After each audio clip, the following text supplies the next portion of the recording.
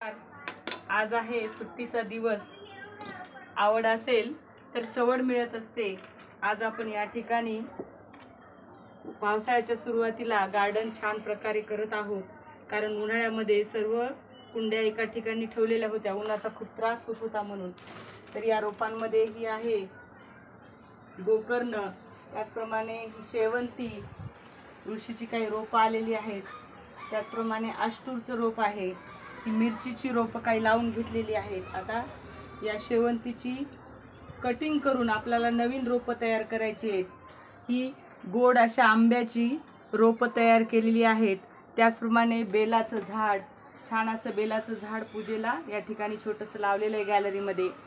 हे आहे गुलाब, त्याचप्रमाणे हे आहे ओवा, तुळशीची रोपं. चला तर मग आज आपण नवीन लावूयात. हा आहे बोगनवेल, याची कटिंग आपल्याला लावून घ्यायची आहे. तर मग कटिंग करून घेतलेली आहे. याची काही पानं आपण कमी करूयात, म्हणजे नवीन पानं यायला लवकर मदत होईल. तर या ठिकाणी आपण ही कटिंग करूयात. थोडंसं पाणी टाकून घ्या.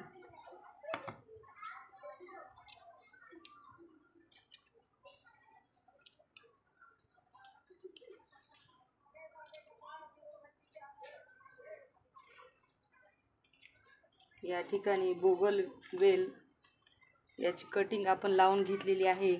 थोडंसं पाणी टाकून घेऊयात. त्याचप्रमाणे हे आहे निशिगंध. याला खूप छान अशी फुलं येतात, खूप छान सुगंधी फुलं येतात. तर निशिगंधाची पण या ठिकाणी आपण एक नवीन रोप तयार करून घेऊयात.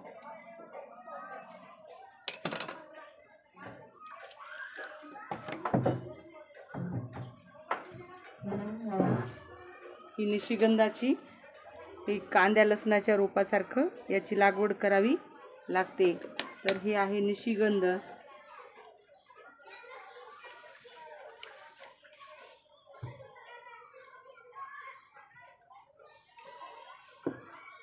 याची पण अशी छान या ठिकाणी आपण लागवड करून घेतलेली आहे. कोणतीही रोपं वाढताना पाहिलं की वेगळाच आनंद मिळत असतो.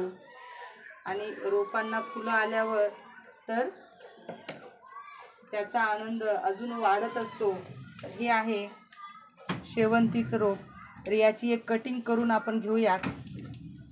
तर ही अशा पद्धतीची कटिंग आपल्याला नवीन ठिकाणी लावल्यानंतर ती लागत असते.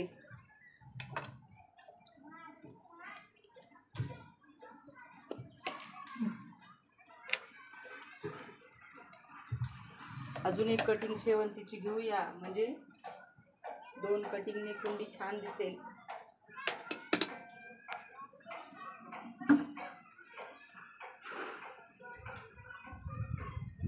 त्याच पद्धतीने आपण या ओवा आहे, या ओव्याचे झाड खूप वाढलेले आहे. याची कटिंग करून आपण दुसरीकडे शाळेत नेऊन लावायचे आहे. ओवा अतिशय सुगंधी असा, सुवासिक, खूप छान याचा सुगंध येतो. याची कटिंग आपण दुसरीकडे लावूयात, कारण हे खूप जास्त वाढलेलं आहे.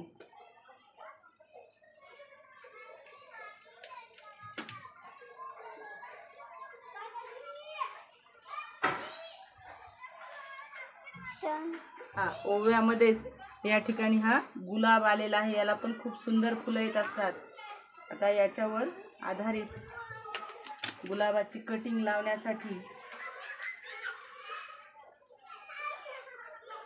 खूप छान अशी गुलाबाची फुलं याला येत असतात.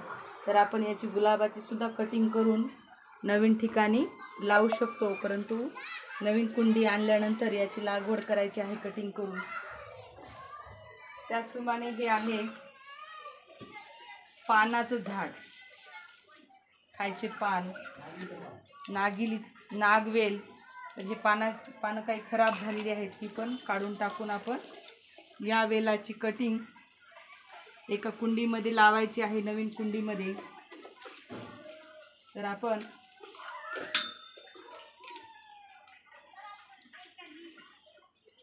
याची कटिंग कट करून घेऊयात. ही कटिंग आपण एका कुंडीमध्ये लावूयात.